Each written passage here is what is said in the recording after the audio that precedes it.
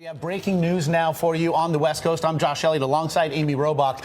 You are seeing here a map of Connecticut. Connecticut State Police and SWAT teams are now responding to a school shooting at an elementary school in Newtown. It's roughly 2 hours to the north and east of New York City. The images you see here, children being led from Sandy Hook Elementary School. It is the district's largest school, and we can tell you that one shooter is dead at Sandy Hook Elementary. The school now cleared of shooters. Newtown police say there is at least one other person shot in addition to the shooter. State police, meanwhile, telling ABC News that they are still treating this as an active shooter situation right now. School officials, meanwhile, have mobilized at a local firehouse. State emergency management officials confirming that ambulances and other units are en route and staging near the school. Again, these are pictures from the parking lot of the school. First responders on scene there. Police also believe they may have located the suspect's car.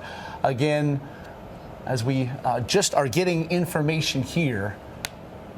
And again, it's Sandy Hook Elementary School, about 15 miles from Danbury, another major city in Connecticut. Again, 2 hours to the north and east of New York City. And obviously of incredible concern is the extent of the injuries that may have occurred there at Sandy Hook Elementary School.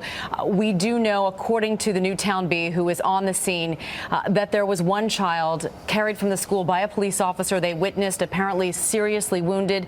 We know that other injuries have been reported. We know that those emergency personnel who have gathered there en masse have set up triage facilities, but the extent of those injuries are unclear right now. We know that according to the website of Newtown School, they say this: afternoon buses and kindergarten are canceled. The school district superintendent issuing this statement: due to reports of a shooting as yet unconfirmed, the district is taking preventative measures by putting all schools in lockdown until we ensure safety of all students and staff. So that is both public and private schools in the area, all on lockdown at this hour. We can take you through a timeline as it's come available. This, according to the Current.com, that is the website of the Hartford Courant, that police responded to a shooting at roughly 9:40 a.m. Eastern time. Of course, the shooter was in fact in the main office of the school. Again, unconfirmed reports of two shooters. We do, of course, now we can confirm that one shooter has been killed, another perhaps at large. We do not have that confirmed. And again, as of 10:30 Eastern, students were still being led, as you see the students here, led from the school by their teachers. Again, and we can tell you now, it is an active shooter scene, though the school itself has been cleared. We did receive reports as well that the FBI SWAT team was on scene. We want to now bring in a former FBI special agent and GMA correspondent Brad Garrett joining us by phone. And Brad, we now have these reports that a SWAT team from the FBI has responded along with state police. As they lock down that school, what is the first thing they're looking to do? To ensure that they've got the situation contained, Josh. The problem is you still don't know, or they don't know perhaps, how many shooters they might have.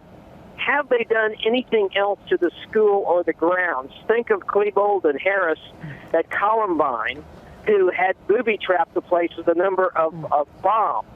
So it's all of that you've got to focus on. And the second thing is, do you have any kids or teachers or administrators injured that you've got to get out of the building to save their life?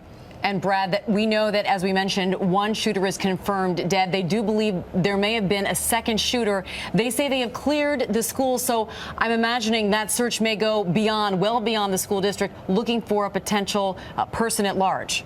Well, exactly, and perhaps the deceased shooter will be the lead as to who the second person is, if in fact there is a second person. Because I'll tell you, Amy, the problem in these cases is that people sometimes see things that aren't exactly accurate, the eyewitness issue, where there might only be one shooter, but people, because they caught it a certain way, believe there's more than one.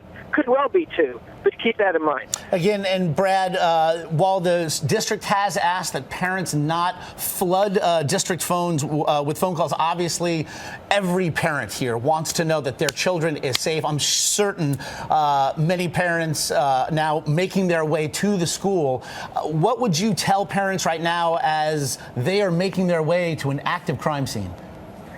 Well, typically what the police do is set up a choke point at these schools where they can go and check in with an officer and find out exactly what they do know, because the problem is figuring out where all the kids are, who's been accounted for, who has not, is going to take a while. And so the real key is keeping parents informed, keeping them off the phone, and keeping them away from the school.